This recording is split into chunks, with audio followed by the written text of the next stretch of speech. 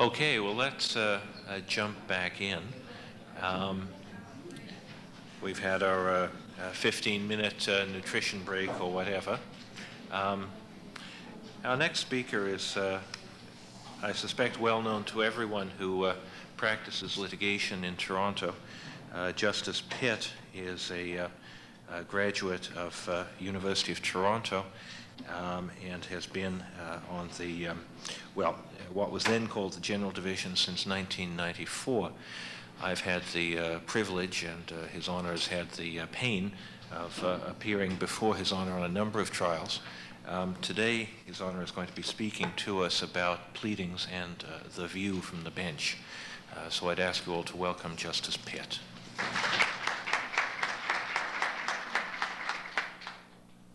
Thank you, Mr. Morton. Ladies and gentlemen, let me say at the outset that I am, as we used to say in the law of agency, on a frolic of my own. Nothing that I say, and I do sometimes say outrageous or at any rate unconventional things, nothing I say is to be taken as coming from my bench. I speak for myself. My topic is dry. I'm surprised but pleased to see so many of you here. You will find that I've actually incorporated the topic somewhere in my presentation. But I believe it is broad enough to provide me with an opportunity to make a few observations, not only peripherally related to the topic, that hopefully may be helpful, especially to the newer members of the profession. For those not interested in those general comments, pages 2 to 8 of my written presentation provides a handy summary of rules that are engaged and some cases that may form the point of departure for your deeper research. Now, in an address to the Advocate Society in '98, Laskin J.A. said, "When I was in practice, I came to the Court of Appeal quite a bit. I had a fairly set routine, a usual way of writing a factum, a usual way of arguing an appeal. Had I the benefit," he said, "of 3.5 years on the other side, I would have done many things the same way, but some things I would have done differently." Note, many things he would have done the same.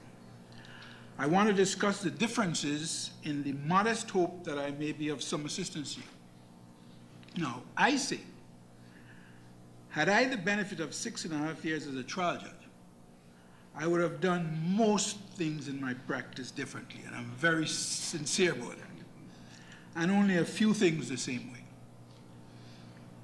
It is one of those differences that I believe will be most useful to you, again, particularly the younger members. That one item is preparation of your witnesses, of your clients and their witnesses. And I shall attempt to incorporate it at the margins of the presentation that I was asked to make, so that you may find that my presentation does not mirror exactly the topic. I will try to avoid what Thurman Arnold called the ponderous preaching technique so characteristic of all judicial utterance, while attempting at the same time the more difficult task of not providing confirmatory evidence of Disraeli's taunt that the legal mind consists in illustrating the obvious, explaining the self-evident, and expatiating on the commonplace. I propose, therefore, to deal with the subject of pleadings and amendments as simply part of the more general area of preparation for trial, and offer the view, of which I have no empirical evidence, that inadequate pleadings and the need for amendments arise often from inadequate preparation. Amendments to pleading requiring leave can conveniently be divided into two categories. The first category consists of those amendments that are required as a result of unforeseeable changes in circumstances. Those don't present any problems. The second category is the one that deserves much closer attention. And as I have indicated earlier, these problems often are created by lack of careful preparation, a topic, as I say, deserving of constant re-examination, but with which I was not asked specifically to deal.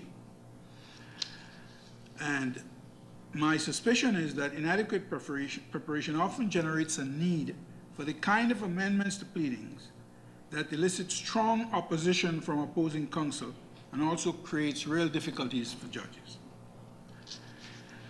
Before I get into the amendment issue in any detail, let me urge you to reduce the need for amendments and the stress in your practice by remembering a few truisms and following a few simple rules. All these are rules that perhaps if I had followed, I might now have been down in the Caribbean in the wintertime rather than working. The first rule, as you might have seen here, is to keep boilerplate precedents far away from your secretary. What do I mean by that? Now, 25 years ago, the risks involved in that might not have been so high. Might be because perhaps secretaries 25 years ago might have been somewhat different. They might have been more involved, more engaged.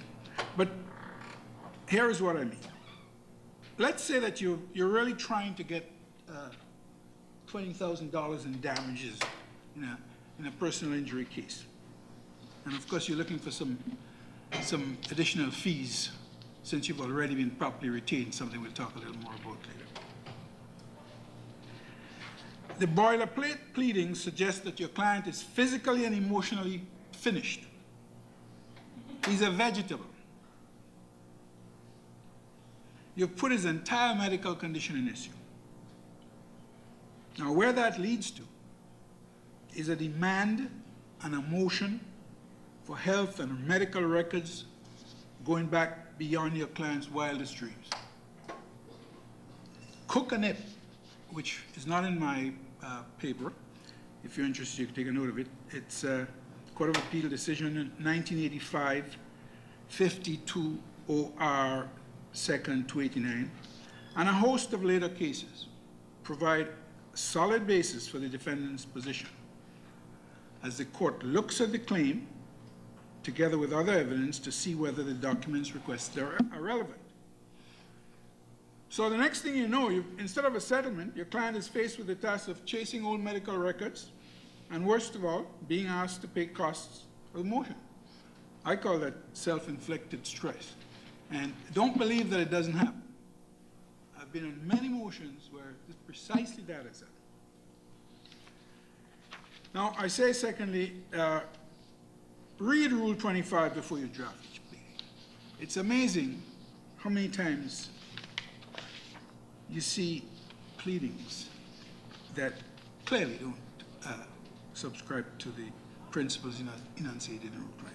Rule 25 simply says that a pleading shall contain a concise statement of the material facts on which the party relies for the claim or defense, but not the evidence by which those facts are to be proved. Why should a judge in an average lawsuit have to read a statement of claim in installments, making cross-references between paragraph 22A and paragraph 77C, and still not being sure what the real issue is? It seems to me that it's usually very difficult to justify a 75-paragraph pleading. Thirdly, I've suggested that after having been completely retained, now, I don't want to commit to writing anything so pedestrian as demanding money. But believe me, you can't do a good job for your client without substantial, earnest money. Don't kid yourself. Now, I say that you get all the relevant facts, even if it means probing, badgering, cross-examining your client.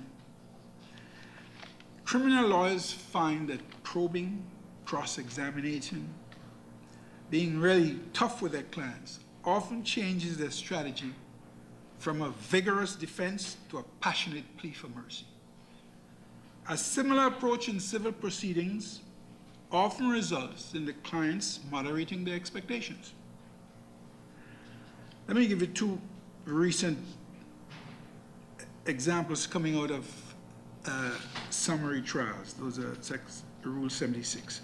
And as I say in number 5, if you accept a Rule 76 case, treat them as you treat major cases, because you're liable to get into trouble.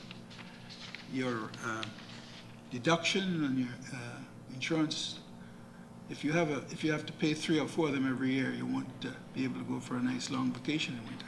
So treat them seriously. Here is this case, a plaintiff was rear-ended after having been stopped for several minutes. That actually happened at a pre-trial. I asked plaintiff's counsel, were your client's emergency lights on or off? His answer, Your Honor, I'll have to check. Now, if they were on, it's the first thing the clients would have told you. You've got to probe. There was a collision at noon in a rural area. No independent witnesses. Plaintiff and defendant, both young men. Plaintiff says he was making a left turn. Defendant says plaintiff was making a right turn. Question, where does each turn lead to? Lawyer says, I'll check with my client. Now, in fact, one turn led to a restaurant and a bar. The other led to an open field. And if you have any ideas, the accident was at noon and both drivers were unaccompanied. Right?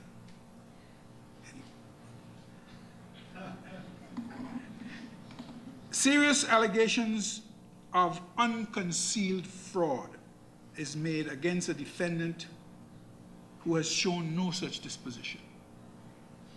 I emphasize unconcealed because it should trigger the need for vigorous cross-examination of your own client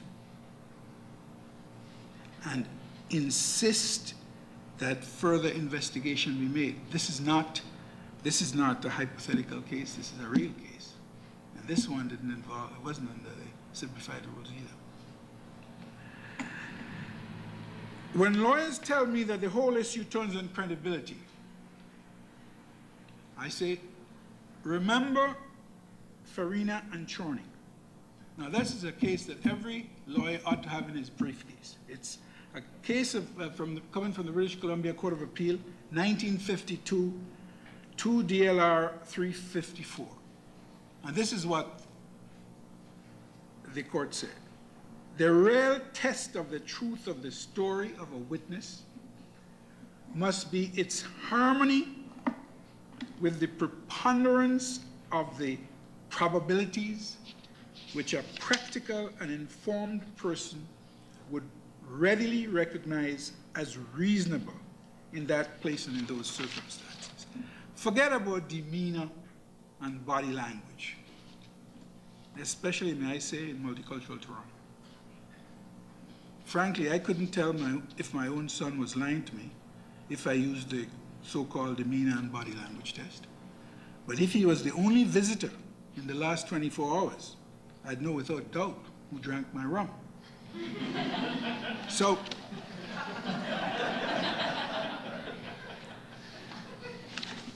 now I say that you must send a copy of the pleadings to your client and arrange an appointment to discuss it as soon as it's prepared, and do the same with transcripts of examination for discovery and cross-examinations and expert reports.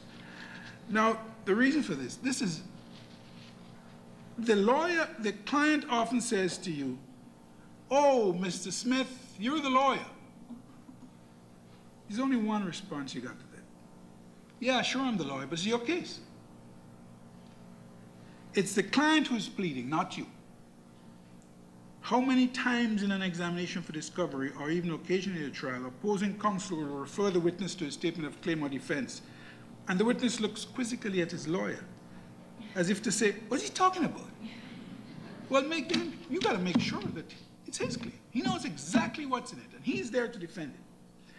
And by the way, speaking of examinations for discovery, there is a recent case out of the divisional court, which if you haven't seen, you ought to take a look at, because it suggests that you could be asked questions about the theoretical basis for your cause of action on examinations for discovery. It's called Six Nations of the Grand River versus the Attorney General of Canada, and it's in one of the recent ORs, 48 OR 3rd, Part 5 at 377. I think it's really something quite unusual. Excuse me. Now, what I've done in the next few pages is to put together those rules that you're going to run into time and again when you have to deal with amendments to pleading and so forth. At first glance, you might think they're not engaged, but yes, they all are. The basic one, of course, is 2601. On a motion at any stage of an action, the court shall grant leave to amend the pleading on such terms as are just, unless prejudice will result that could not be compensated for by costs. And if you go down to 504, you'll see again it deals with deleting and adding parties. What you do with something like this, I would just stick something like that in one of your folders when you're going for you got an amendment to pleadings. It's quick reference. We've got Rule 5105, which deals with the attempt to withdraw an admission, because that often amends the pleadings when you withdraw. 21 is Rule 2101 is there because pleadings must always meet the requirements of Rule 21, in that they disclose a reasonable cause of action. And you see 2511, where the court can strike pleadings for being scandalous and frivolous or vexatious. So if your amendment is going to result in a frivolous and vexatious pleading, then it won't withstand scrutiny. As 4804, for example, it's the rule that says you can't move to amend after the action has been set down without leave of the court. Now, Wayman and Yates is often cited. It sets out some 4 principles which the court looks at. The amendment, the court should allow the amendment unless the opposite party will suffer prejudice. The pleading must be prima facie meritorious, and pleading must be permissible in the first instance, and it must contain sufficient particulars. But the Court of Appeal has said that such a broad rule is open to be used unreasonably. And what has the Court of Appeal done about that? So when you're thinking about trying to get amendments on the morning of the trial or in the middle of the trial, think about what the Court of Appeal did. My notes say that what the Court of Appeal told trial judges in the case of Kingsgate, which is among in the material, it says, in effect, hold your noses and grant the amendment, no matter when it is sought, even if you're angry. But at the end, paragraph Z, I call it, it says that if you think the moving party is too inconsiderate or careless, require them to pay solicitor and client costs of the respondent occasioned by the motion, the fresh pleadings, production and discovery in any event of the cause. And to the extent those costs could be estimated, order the moving party to pay them before the amendments are permitted. That's how the Court of Appeal interpreted the words on such terms as seems just. So my comment is, if that will not mean a Pyrrhic victory in most cases, show me what is. Be sure the leave application you seek is not a result of your error, as the consequences can be devastating.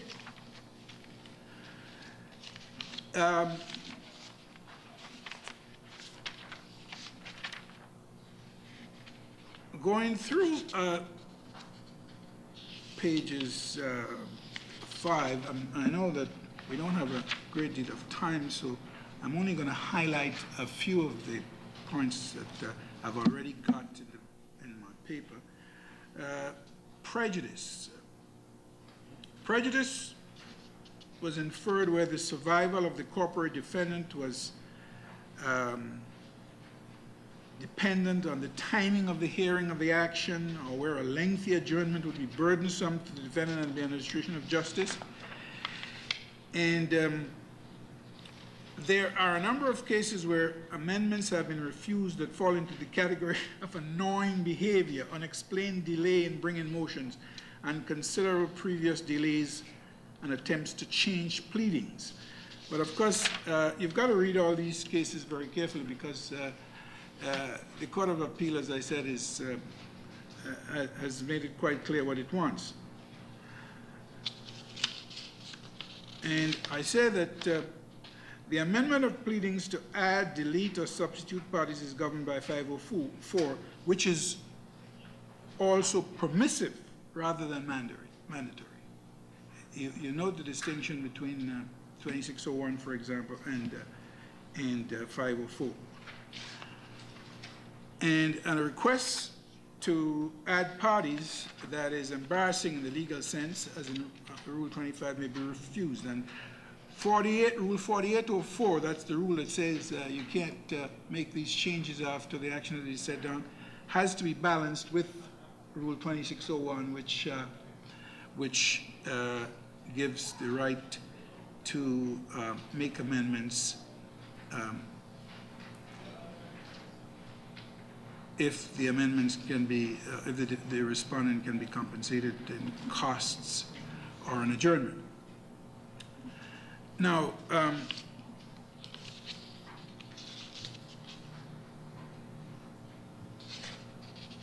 you ought to, of course, look carefully at the wording of Rule 26. It speaks of amendments to pleadings, so you've got to want to query to what extent an argument can be made that a new cause of action is not an amendment to a pleading. You've got to give that some. Always keep that in the back of your mind. And I say that in attempting to predict the result of leave applications to amend, I recommend that you do not underestimate the importance of the concept of fairness. We tend, understandably, to resist the notion that legal rules can be reduced to such a simple, unscientific, and amorphous concept. Are all those years spent learning procedure and evidence designed solely to master the concept of fairness? Well, although it's true that there are an awful lot of people who don't understand the concept of fairness, that really overstates the case. Fairness, however, always hovers around lawsuits, if not in the disposition, certainly in the costs. And lawyers often are not great at arithmetic, but the kind of costs that you can be stuck with, even when you get those amendments, might render the whole activity certainly not worth the work. Back to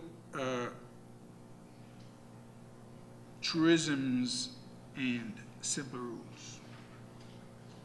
Witnesses win cases, but lay people, and that includes expert witnesses, do not understand the nature of a trial nor the judicial process. Do not assume that they do. Increase considerably the time spent with your clients and their witnesses so that they know exactly what they're getting into. Time and again at trials, you see witnesses who are at sea. They have no idea what it's all about. And experts tend to be one of the other variety. One knows it all, and the other is as scared as daylight. So keep that in mind. Focus on relevance and materiality. What is the most striking and necessary of the advocate's accomplishments is that which Charles Dickens described as the facility of extracting the essence from a heap of statements. In other words, sifting wheat from chaff is our primary skill, and don't ever forget it. That's what you're being paid for. A client comes to the office and spends 3 hours just talking and talking and talking. And at the end of the day, you sit down and you write in 1 page the gist of the case, and you're ready to do something about it. So don't feel embarrassed to demand from your client that they recognize your skills and pay you properly. The practice of law is becoming a nasty business. That's a quote from the Law Times. Negligent suits have become commonplace. Often they are not meritorious, but being served with a statement of claim is not much less traumatic than having a judgment against you. So you must adopt a defensive posture in dealing with your clients. You must remember how quickly they can turn against you. Try to get everything in writing. It's critical these days. And I say that you must exert the kind of pressure on your experts that you expect opposing counsel to put on them in court. Often professional people are much more timid than you think, or are much more uncertain than they lead you to believe. And you may be surprised at what they would admit in court. Get them to admit it to you. It would help you and them in preparation. If you know that your witness is going to tell the judge, Your Honor, you know, either side is the position taken by A is just as good as the position taken by B, then you should know that ahead of time. So you might be able to tell your client, look, let's not push this thing too far, you know. Do not put witnesses on the stand unless they have a specific purpose or purposes which is explained to them. And explain to them in detail what cross-examination is about and how to deal with it. A scene that is played out in court almost daily involves the near-perfect examination in chief. Plaintiff's lawyer, before sitting down, tells his client, "My friend may have a few questions for you." And he sits down. I say, I wish I had the authority to ban the statement. You got to tell your client, "Sir, madam, my friend will now proceed to cross-examine you. As you recall, I discussed cross-examination with you."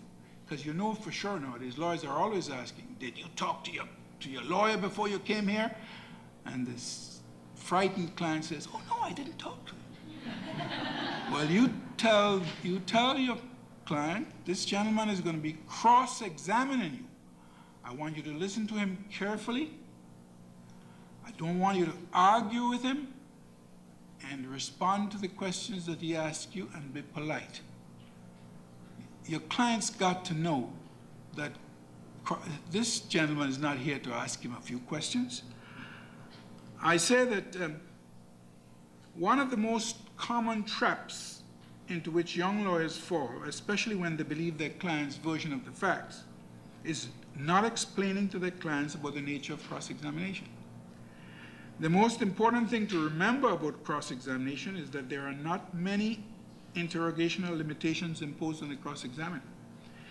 He starts with the assumption that the witness failed to disclose some information, that he exaggerated, or that he lied, and he's determined to demonstrate that to the judge. Once the witness gets caught doing any of these things, they become nervous, defensive, or sometimes hostile. They begin to lose their composure and often panic as they see the case dissolving in thin air. That is one of the reasons you should insist on getting the negative aspects of your case at an early stage. You may be in a position to advise the client to settle early or prepare them more thoroughly for cross-examination. Successful lawyers spend more time preparing the client for cross-examination than for examination in chief. If the client resists or objects to rigorous cross-examination by their own lawyers, that's a danger sign. Even if the client is truthful but gets angry quickly, he or she is a bad risk. Anger is, generally speaking, not appropriate for a courtroom. The Honorable Mr. Justice Zuber, formerly of the Ontario Court of Appeal, is one of the very experienced judges who expressed the view that I have long held that a trial usually turns on a very few key issues. So do not clutter the record unnecessarily. Do not lengthen your exams or your cross-exams worrying about covering everything. A lot of things can go uncovered. And if you're properly retained, it wouldn't matter how much the trial is, whether the trial is long or short. And you remember what I defined by retaining. Now, I'm not going to repeat what I said by retaining. What I mean by retaining. If you take these suggestions seriously, and especially spend considerably more time with your witnesses before trial, I can't emphasize that too much. You'll probably try fewer cases. You'll need fewer amendments. You'll get fewer surprises in court, and you'll win a higher percentage of cases. But even if I'm wrong about winning cases, at least your practice will be less stressful, which is something you've got to keep in mind all the time. Always remember you're an advocate only. You remember I said at the outset, I'm more concerned about what the young people get out of this than what the veterans get. Always remember you're an advocate only, not a party. You'll be amazed at how much of the stress in your life can be eliminated if you just bear that in mind. It's not your case. Don't be fighting with lawyers and fighting with judges and fighting with everybody. It's not your case. Have you ever noticed how the British barristers are super cool? They have very little to do with the clients. The solicitor deals with the clients. He collects the 15 pounds sterling or whatever. The barrister gets a file. He goes to court and treats it like a debate. That's what a lawsuit is. Do not take lawsuits personally. Be courteous to everyone involved in the process, including opposing counsel, with whom you will probably be dealing long after your client has terminated your retainer. And I end with a quote from a great man, Bud Schulberg. He says, every once in a while, declare peace. It confuses the hell out of the opposition. Thank you.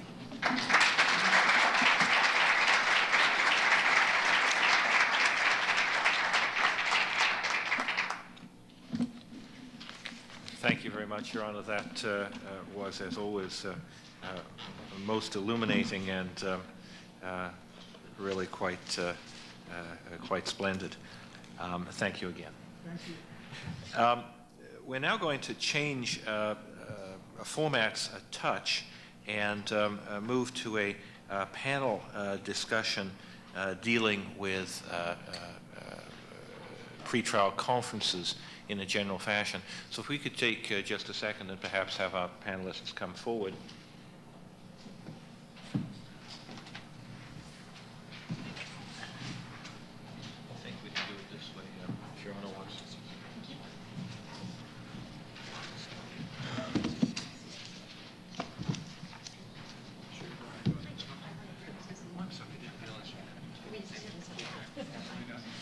That's what you do at the opening of trial, you shake hands.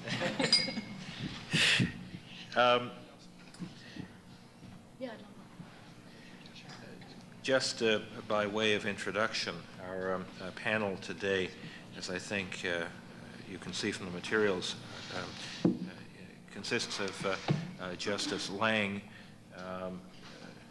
Mr. Leon, Jeffrey Leon, and Christopher Bredt, in that order. Justice Lang, of course, is, or was until quite recently, the senior regional justice in the Toronto area. She has now returned from a sabbatical at the University of Toronto and Massey College. She's a past director of the Advocate Society, past president of the Ontario Superior Court Judges Association, and past president of the Canadian Judges Conference, which represents all federally appointed judges in Canada. Justice Lang is a graduate of Osgoode Hall Law School, and therefore obviously better than anyone who graduated from anywhere else. Continuing down the line, Mr. Leon, Jeffrey Leon, served as a law clerk to the Chief Justice of Ontario, actually after his call to the bar. That's a bit different from the way they do it now.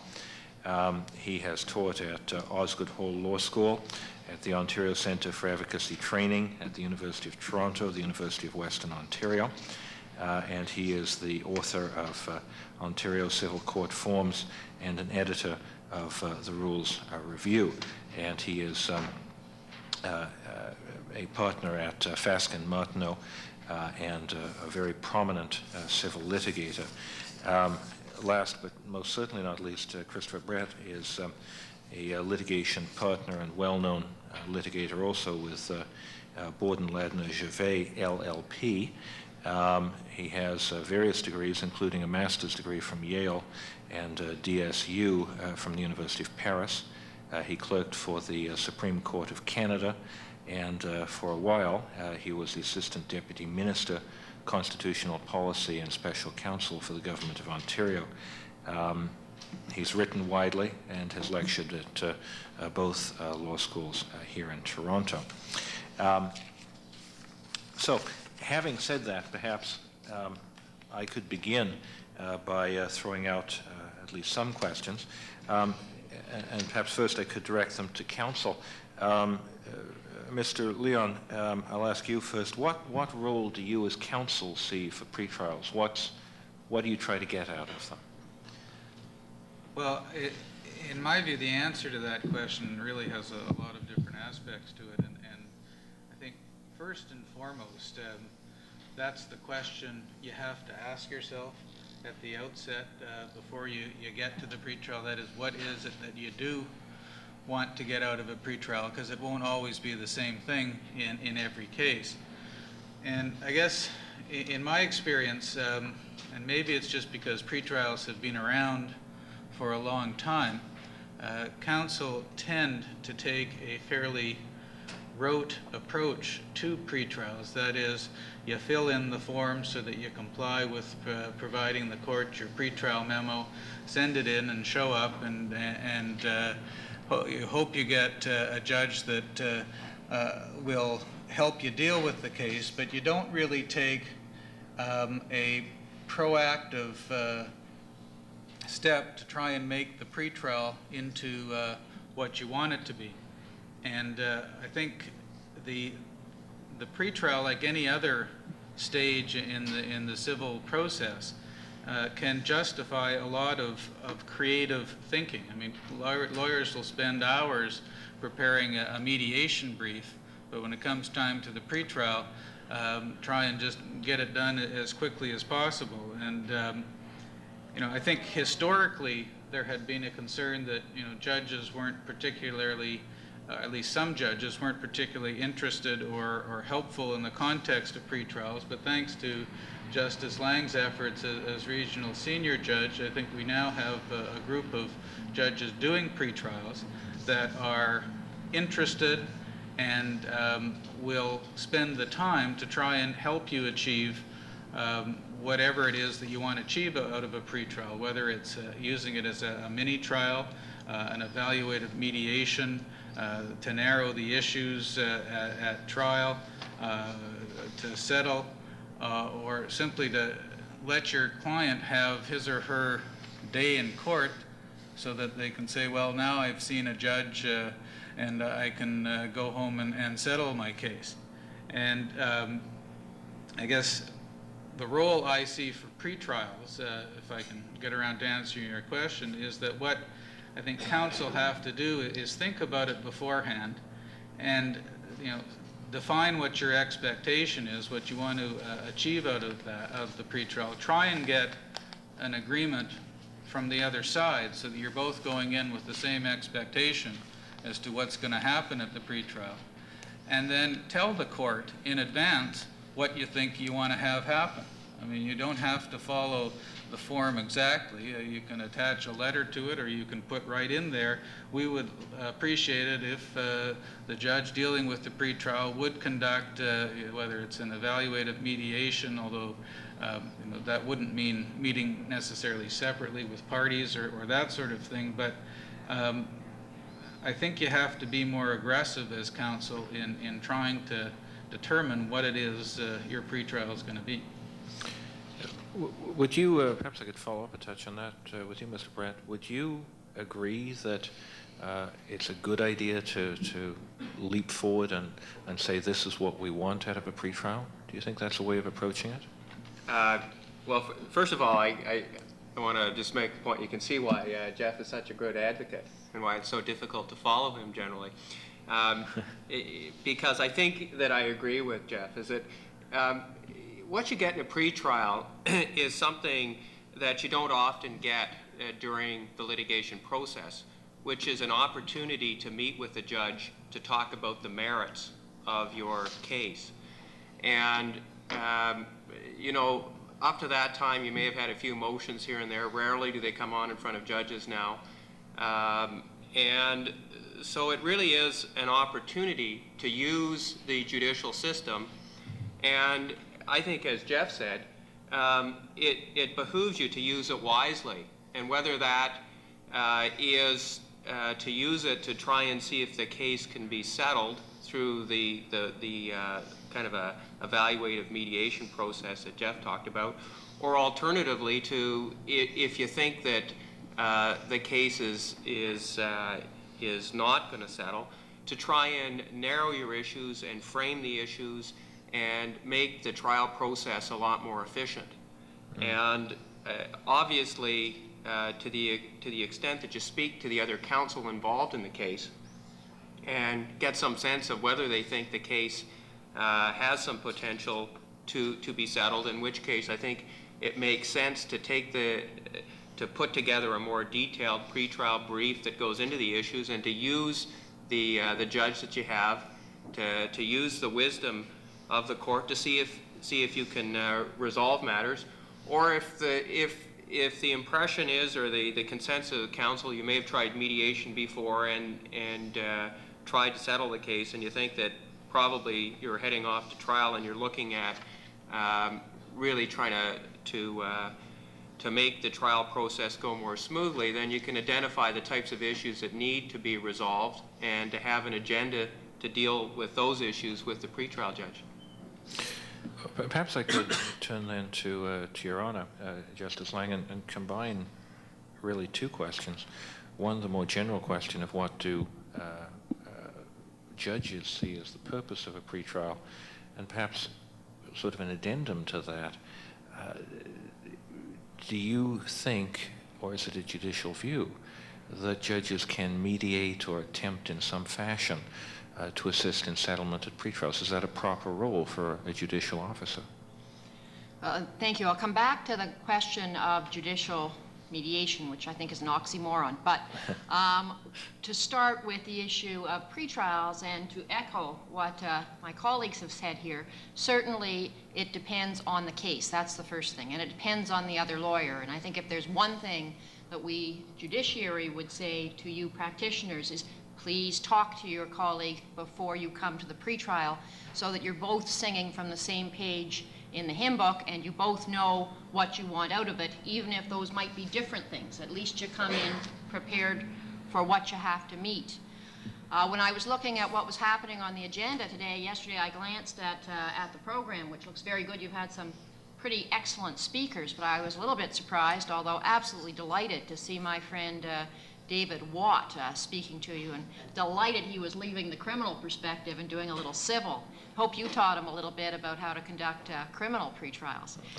For those of you who have been to criminal pretrials, you know they're very short and sweet. perhaps of necessity given the nature of the beast. Have any of you done family law pretrials?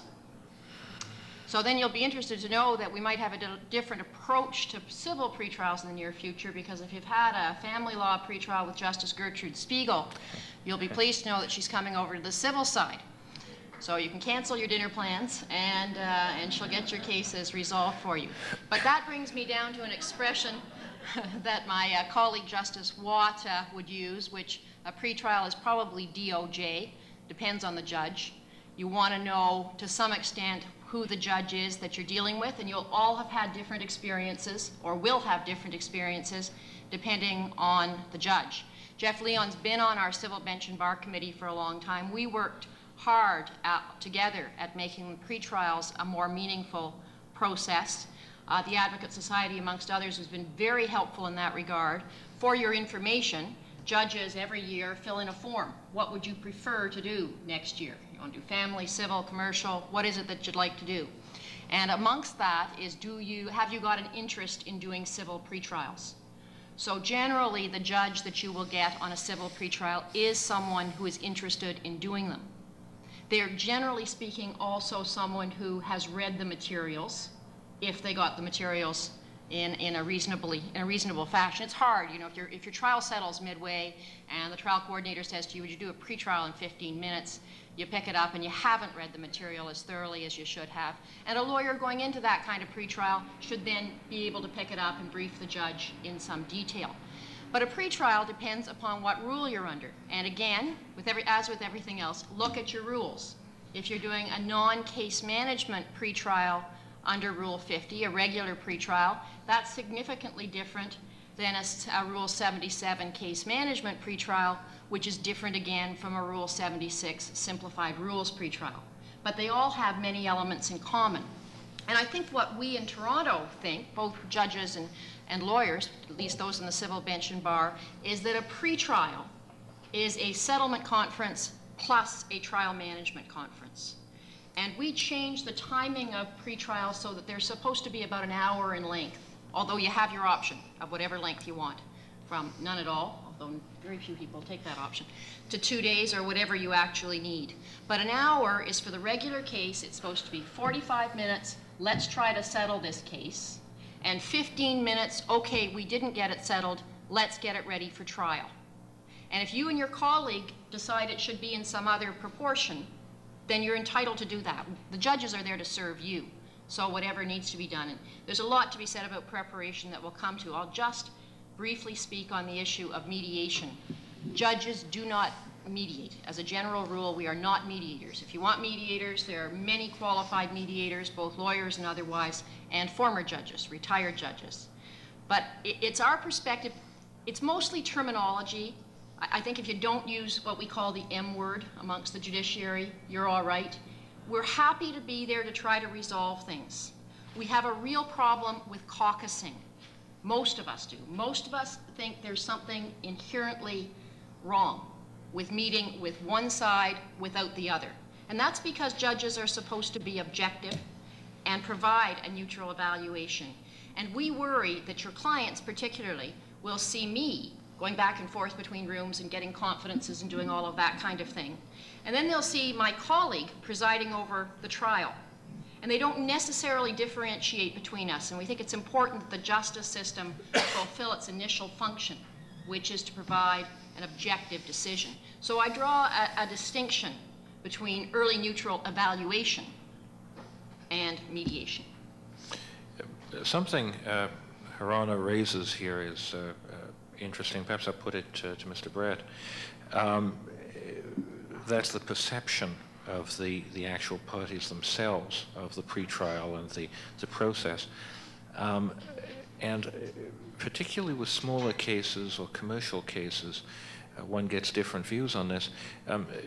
Do you normally ask that your clients attend at the pretrial? Do you think that's a good idea, a bad idea, or what do you look at to decide whether they should be present? Well, I think that's a good question. And again, you start off with the basic proposition. It really depends upon the nature of the case itself. For large commercial cases, where you may have been off to ADR chambers or some other place for a mediation already, where your client's been in attendance, and you've really had a good go at settling the case and you've not been able to get it done, so you really are heading off to trial. I would tend not to bring the client along, because we've been through the mediation, and really I'm using the pretrial to deal with things. Can we get agreed document briefs? Can we get agreed statement of facts? Can we narrow the issues? Those types of practical things, so that when we show up on the trial date, that things are going to run more smoothly. Where I will bring the client along is on cases where I don't think we've had a real good opportunity to have some serious settlement discussions. So I think it's important to have the client there, to have the client listen to what the judge has to say about the merits. And I also think it's a good idea to have the client along, even in some of the sophisticated cases where, although you've explained the risks and the weaknesses of your case to the client you know, is still pretty bullish on the case. Because you know, the number of times you sit down with your client and you say to them, well, you know, there's risks in litigation. Witnesses say funny things up on the stand. And you know, judges take odd views sometimes of different witnesses, and there really are, even as strong as you think your case might be, you can still lose it. And the client is still bullish in those circumstances. A lot of times they find it's helpful to have them brought along. A lot of times the judges will be very frank about what they see as a weakness and so forth, and reinforce some of what you've said. And it serves two good purposes. One, sometimes you can get a case settled that really should settle. And then secondly, if you go to trial and you lose, you know, the client will have had reinforced by the judge some of the advice that you gave to them about the risks of going to trial, and doesn't necessarily blame it all on you for the loss you suffered at the trial. Perhaps I could ask the next question to both. Here's a question. Oh, I'm sorry. Yes, sir. I just wanted to ask, let's say you're in a situation where you inherited a file midway through litigation, you know, because the client decided to get counsel or drop the previous counsel, and you kind of inherited this piece with all sorts of parts sticking out, you're not quite sure how it comes together. Is a pre-trial an appropriate situation to get all the parties then, after positions have hardened to some extent, to try to rub out the edges, or is that more mediation type situation? Perhaps I'll ask Mr. Leon to address that. I guess it would again depend on what you're trying to achieve.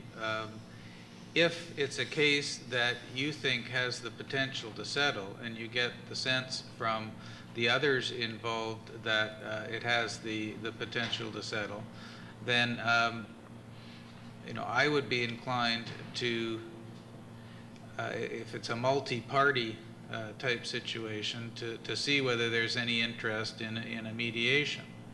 If it appears to be headed to trial, and what you have to want to do is kind of make sure the issues are clarified and narrowed, and you want to have some serious case management and issues management, then I would focus more on the pretrial. I say that only because of the qualification in your question, that it was a multi-party situation, because in those situations, I think, unless you do a lot of planning ahead, a pretrial may not be as effective. But I would qualify that by saying there's no reason why you couldn't do either, in the sense that a lot of times, as Chris says, what your client wants, and this is particularly so where the case is going to turn on factual issues as much as legal issues, is to have the feeling that a neutral person has listened to what their position is, understands their position, and hear what that person's view is as to the position. And you can get that either in a mediation or in a pretrial. The pretrial has the advantage of it carrying with it the stamp of judicial aura or approval, and that can be a powerful tool that you can use to help your client understand his or her position. Because I find time and time again that, notwithstanding how aggressive my clients want to be, you spend time with them and build up and make them participate in preparing for whether it's a mediation or a pretrial. And once they've gotten through that process, they don't want to go on. They want to settle at that stage because they've essentially satisfied that someone's heard what they have to say, and well, that's fine. The one thing that you have to be careful of, and this really I wanted to follow up from something that Justice Lang and Chris commented on, because of the pretrial, the nature of pretrials, and because sometimes a judge just gets the file a half hour beforehand, I think it's critical to make it very clear when you're bringing your client with you. Because the worst thing that happens is that a client comes out of a pretrial thinking that the judge didn't understand his or her case. Because if that's the situation, then your pretrial has basically been a waste of time. So, and I think if you write it in big letters across the top of your pretrial brief, a judge will, one, appreciate it, and two, make sure they take the time to understand the issues, or if they don't, they'll make sure they don't say anything that indicates they don't understand the issue with your client there, and I think that's important.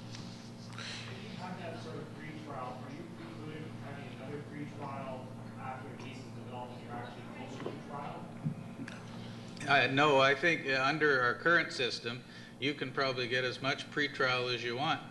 And That's the way we did structure it. The civil bench and bar and myself, we did structure it that you could have as many pretrials as you feel you need. So have an early pretrial by all means, come back after discoveries, come back, whenever you need to, hopefully with a continuing focus on narrowing the issues.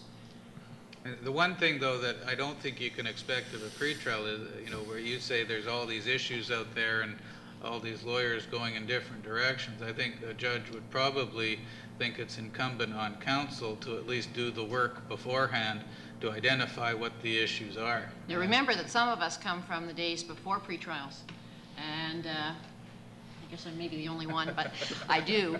And in those days, the lawyers had to meet in order to resolve the issues first, and that somehow is being forgotten. It's somehow being left to either the judge, not really the judge, the mechanism of the pretrial where you get all the people together in one room at one time in order to resolve things. And I guess one of the things we'd like to emphasize is that's not the purpose of the pretrial. The lawyers are supposed to have met first and got a grip on the situation, and then they come to the court. But if I can just pick up on who should be at the pretrial, I'd like to talk about that for just a second. First of all, the question was whether clients should be at the pretrial. What I would like to say from a judge perspective is the first thing is the lawyer should be at the pretrial. That is the lawyer who has carriage of the action. And if you're a junior counsel and you're being asked at the last minute to go and fill in on a pretrial, then I hope your principal realizes that you're going to take some abuse, or you're potentially going to take some abuse for doing that. Because there's no point to any pretrial where there is a client who either doesn't have carriage or doesn't have authority to settle, or at least doesn't know enough about the case in order to narrow the issue. So the first question is, who is the lawyer going to be there? And you might want to make sure who's going to be there from the other side too. Second question is, should the clients be there? And I agree with Chris Bredt that if it's a huge commercial case that's ongoing, there's probably not a lot of point. But for most cases, if you're not going to have the clients there, and Jeff Leon's right, normally they aren't, but if you're not going to have them there, at least have them available by telephone so that you can get instructions or information. And thirdly, the trend is moving towards having clients at pretrials. Now, there are still some judges, I know there are, who will not see clients in a pretrial, but they are becoming more and more the minority, and most judges feel that it's important that a client hears what's happening. And Jeff's absolutely right. If you're right on it, clients coming or something, then I know that I will read the pretrial memorandum, not more carefully necessarily as to the law, because I hope I do that anyway, but more carefully as to the emotional underlay, to see if there's something that I should be picking up on here. Is this client having a problem of some kind? Is there an emotional issue? They become obsessed with the litigation? What is it about this case that I should keep my eye on? So it's a really good idea to let the judges know if the clients are coming. And finally, just a plug for our video conferencing in Toronto. We do a video conferencing. So if there's out-of-town counsel and you're trying to accommodate them, we can always do pre-trials by video conference. Was that good, Debbie? I wonder if I can just ask Justice Lang, is if you do want to bring your client and have the client in on the pretrial, is it possible to do anything that would result in ensuring that you get a judge that would allow the client into the pretrial? I think that that's right. You talk to the pretrial coordinator in advance, and you might want to make a phone call and just say, I want to bring my clients to this one. I know that some judges aren't all that happy with that concept because Justice Lang said it in a conference. And would you please give me one who's receptive to that kind of thing? And they'll accommodate you. Well, that's a very helpful technique. Certainly my experience has been that often judges are not overly keen to have the clients attend. One thing that Your Honor raised was the pretrial memorandum themselves. From your perspective on the bench, what do you want to see? What do you need to see for an effective pretrial? Do you want huge pretrial memos with cases attached and excerpts of discovery, or do you want something very, very short? Or what's the most helpful thing that you want? What do you want to see? I suppose the answer to that, whether it's a regular pretrial, a case management settlement conference, or even a simplified rules pretrial, and there's a special problem right now, is a concise statement of the facts, the issues, and if necessary, the law. The facts should be taken from the evidence that you have accumulated to date. So for example, if it's a personal injury case or a medical malpractice case and there are personal injuries, we don't want to see, we're not going to go through in a regular pretrial, just a regular pretrial, a stack of medical briefs this high. If you can take extracts from them, take extracts, do a compendium of the important documents if it's a contracts case, just don't give us the lease that's this thick. You know, give us the pages of it, or at least refer us to where in the lease we should be reading. Because we will, generally speaking, have 5 pretrials in a day at an hour long each. And generally speaking, you should put as much time into reading, frankly, you often put more, as you do at the pretrial. So for 5 hours of pretrials, you've got 5 hours of reading. And so you have to help us with what is important that we read that will help you to either resolve the case or narrow the issues. So you want a pretrial memorandum or a settlement conference brief that gives you a concise statement of the facts, issues, and law. When it comes to law, people often ignore that. And hey, I did too when I was in practice. Well, I look up the law, I suppose, before you get to trial. But times have changed a little bit. And particularly often, it's really amazing how often a case will turn on a legal issue. And so if you just don't bring the books of authority you're going to bring to trial, but bring the 3 leading cases. And I've had counsel say, I'm not prepared to give them to the other side, Your Honor. I want to keep them for trial. Well, that makes no sense. You know, give them to your friend before the pretrial so he or she can do their own research and see maybe they'll settle. So you want to bring all of that kind of material with you. Offers, some people put offers in their pretrial briefs. I'm of 2 minds about that. I certainly don't read them until I've read everything else, and then I write down the number or my view on it, and then maybe I'll turn to the offer. We'll probably talk about whether pretrials can be harmful, and they can be harmful. So you have to be very careful about giving offers in case a judge does say something prematurely in front of a client. Well, that takes me, in fact, to the next question I'm going to ask, and perhaps I'll ask Mr. Bredt. In your experience, are there dangers to pretrials? Can they be harmful? Well, I'm going to just follow up a bit on what Justice Lang says, and I'll come to the question, because I think that for a normal pretrial, I would underline what Justice Lang said about keeping your materials concise, well organized, and just focus in on the key stuff that you have. realistically, not all the judges spend 5 hours reading the stuff before they have 5 pretrials. And so if you want the judge to read it, or sometimes they're kind of reading it as you go along, if it's concise and it's to the point, and if you've got stuff that you want to have as backup, you know, have a nice little brief with tabs where you can look at that carefully. And oftentimes, if on discoveries I've got what I view are kind of key admissions, I might simply extract that in the brief to simply, you know, the plaintiff has admitted this or the plaintiff's admitted that, and then have the reference there. And if there's 1 or 2 key cases that you're going to rely upon, you might in the brief simply, you know, refer to them in the principle, but have them there as backup if you need to refer to it. But the conciseness, the organization, and the keeping it simple for your basic pretrial, I think, is important, because if it's a long brief, it's all over the place, and you haven't taken the time, realistically, a lot of judges aren't going to read it, and then you lose the advantage of having the judge. And a good way to delineate that, and counsel will often say this to me, and I don't know, Your Honor, if you've had an opportunity to read all the material. It's a nice way of saying, did you read it, Your Honor? And often the judge will say, yes, actually I did. This was really interesting. I got into it. Sometimes they'll say, I had an opportunity to read this, but I did not read that. And then you'll be able to better focus on where you should go from there. And some judges say they've read it, and actually maybe they haven't read it that carefully. Names, I want names. Anyway, sorry, James, you'd ask. Let's move along very quickly. The idea that you can hurt yourself in a pretrial. Can you?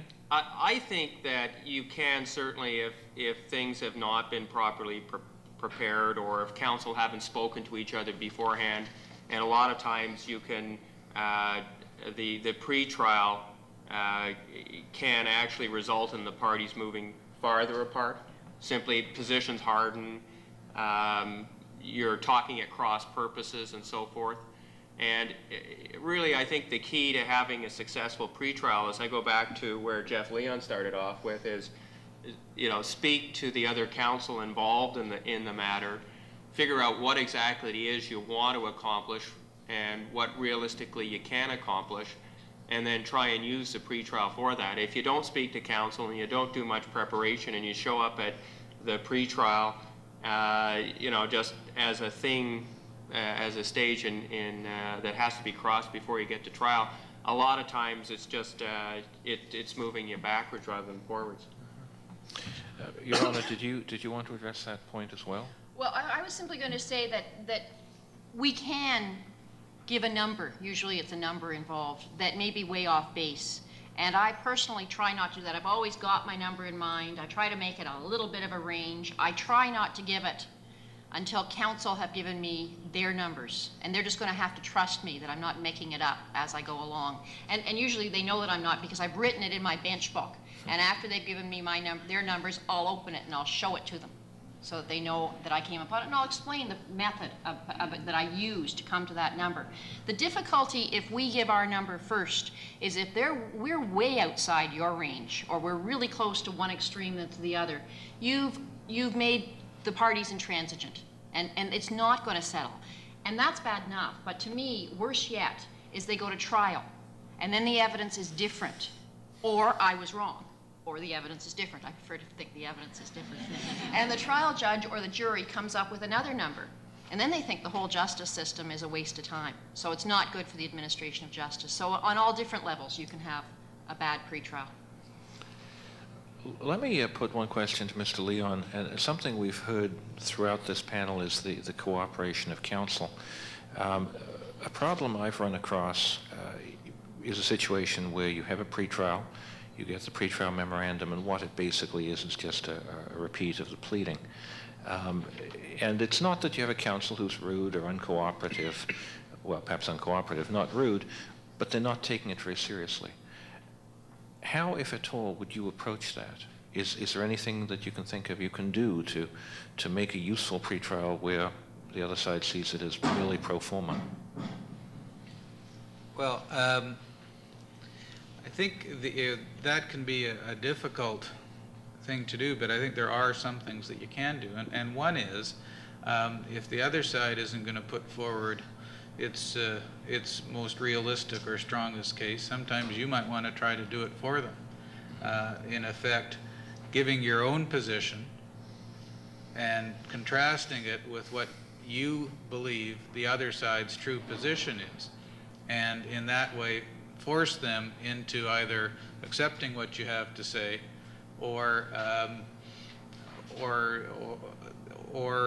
putting forward in a more effective form their own position. I mean, lawyers often ignore the section of the pretrial memo that says, you say what the other side's position is.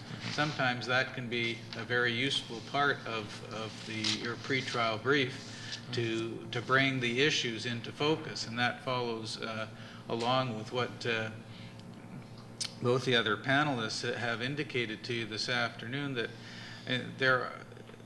the whole purpose of your preparation for a pretrial should be to identify the real issues in the case, and I underline real, and let the judge know what both the good points and the bad points are. There's no use hiding some of the weaker points of your case unless you don't think the other side has twigged to them. But if you want a real evaluation, you have to give the judge something to work with, and so you have to make sure your case is out there. But that isn't. There's still a lot of tactics involved in a pretrial that you can think about and try and put forward. I mean, if when you talk about can a pretrial hurt the case, I mean, sometimes you'll want to,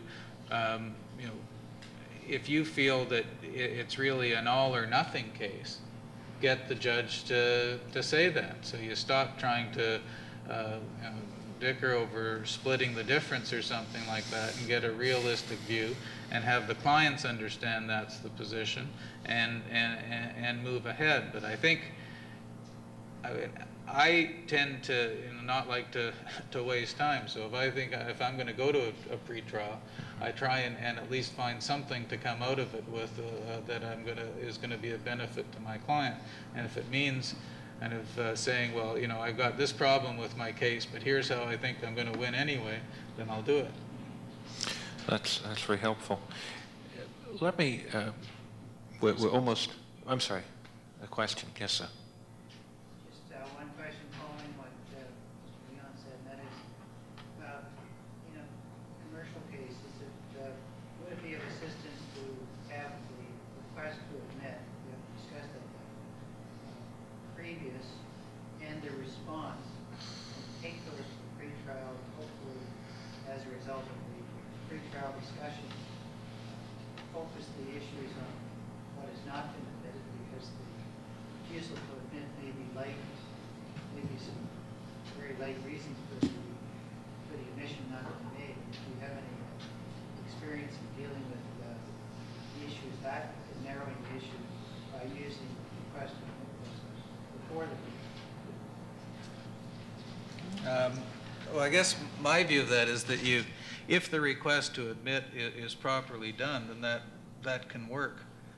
But where you have a very broad request to admit, where everything is muddled between, characterization and facts and that sort of thing, then it's not going to be particularly helpful. But if you have specific admissions that you've identified that are critical to your case, then I think that's exactly what you can do with the pretrial. Put it before the judge and say, well, here's the point that I've asked for an admission on.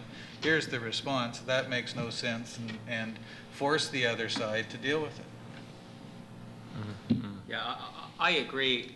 There's all sorts of practical things like that, like requests to admit, agreed document briefs,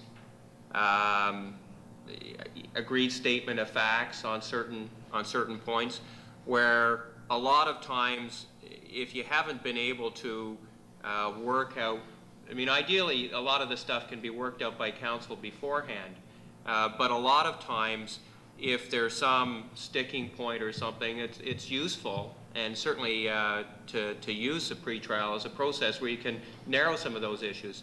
A lot of times you've asked someone, you know, whether you can agree upon a particular document or a particular admission, and it's just a question of talking about it before a judge where you can change the request a bit to narrow it, to get at what you really want and not have, you know, some unnecessary color in there that the other side's not prepared to admit, but they are prepared to admit the underlying fact.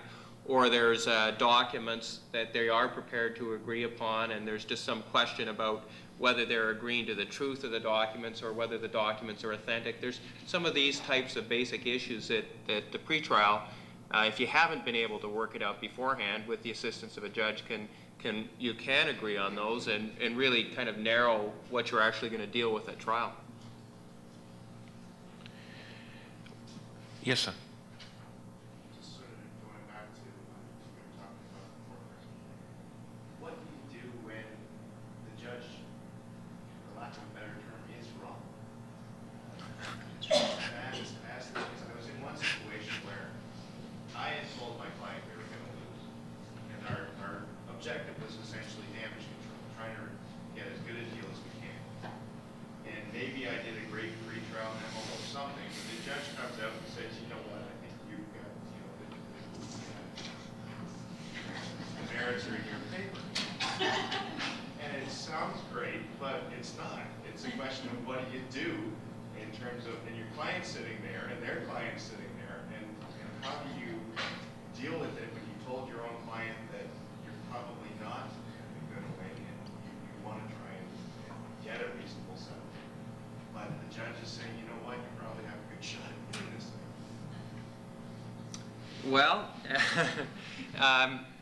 obviously, in those types of circumstances, to the extent that you've got a judge saying things that are far more favorable about your case than you've been telling the client, sometimes you can use that to your advantage to settle the case at a value that is probably more than the case might actually be worth. Part of the difficulty is, and this is, you know, coming back to the question of, you know, can the pretrial actually be harmful? Mm-hmm. Sometimes, if the other side, you know, knows that you have some problems in your case, and the judge comes out 100% on your side like that, you know, a lot of times it does move the ball backwards, not forward, simply because now you've got a client who's convinced that they should be going to trial. Typically in those circumstances, if the other side is well advised, they can say, well, you know, that's just Judge X, wait till we get in court, and, you know, when the facts actually get put on the table. And there's not much that can be done in those circumstances. A lot of times what I try and do, and I guess it depends upon the nature of the case and so forth, is I like to take cases to mediation if I think they're cases that should settle. And when the advantage of mediation is you get to pick your judge. And you know, if both sides can agree on a judge, and there's a lot of good former judges out there that are doing mediations now, you do get a good result, because you're both counsel are in front of a judge that they respect and whose opinion they respect, and they tend to get it right and to give you the relevant range and to move the clients in the right type of direction. So those cases that really ought to settle do get settled. But, you know, there's not much else I can say about what you do when you get a judge who's giving you either a more favorable or a much poorer analysis than you think is really in the ballpark. If I could just comment on it and maybe give you hints of how to avoid it next time, and then how to fix it afterwards, although that's not really very good, fixing it afterwards. How to avoid it in the first place is when you have your clients there, ask if the lawyers can see the judge first. I rarely see lawyers and clients at the beginning, because I want to know where the lawyers stand before I open my very big mouth in front of the clients. for exactly that reason. So I think if you go in with just the lawyers first, and how I usually start out is I summarize what I think I've read, and then I ask the lawyers to tell me, you know, what I've missed. Now, not all judges do that, obviously, but if at least you're there without your clients to start with, then you have a chance at steering it and expressing what the problem is. If it's too late, if it's already happened, then you might consider, well, first of all, let me just say there are really good, all kinds of people out there who do mediation privately, and they do it very well. I went over and visited some of them during my tenure as RSJ to see if we could do our pretrials better, and I did learn some things, but there's no way that we as judges can or want to compete with the ADR chambers or any other mediation chambers. They have a lot more time, and they charge a lot of money, and they earn it in preparing and going into detail on all of those things. So I do highly commend it to you. But ask, if it comes to that, for another pretrial. And that can sometimes resolve it. And I've certainly heard those other pretrials from time to time. There used to be one judge who had a reputation. He was well known. He had a lot of pretrials in Toronto, long since retired, but he always gave numbers for personal injury actions that were quite low. And that would cause problems in settlement. So they'd come back for another pretrial, and I'd say, why are you back? And they'd say, well, because we were before Judge X, and now we can't settle this case. And I'd say, okay, well, this one is easy. How much low is Judge X usually? And within 5 minutes, they'd agree he's usually 35% low. And so it was easy to settle it then. You know, we tell the clients it's usually 35% low. This is the right number, and it's resolved. So there are ways of trying to fix it, although it is an unfortunate situation, unquestionably. All right. Well, I think we could go on for quite a long time, but our time is up. So I want to thank the panel very much. That's been most illuminating. One closing comment. Yes, of course, please. Because, you know, and it just We didn't occurred get to through me- our questions, so. just occurred to me sitting here that I've been espousing a theory of taking a very proactive approach in your pretrials. And one thing that I think you have to balance that with is you have to be able to listen in the pretrial as well to what the other side is saying. You learn a lot about how they're approaching a case by listening to how they characterize the evidence in a pretrial, and I think that can really be of help to you either in settling it or if you get to trial, because there's a lot of information there. So, well, I think you can control the process. Don't shut out the other side. Thank you again.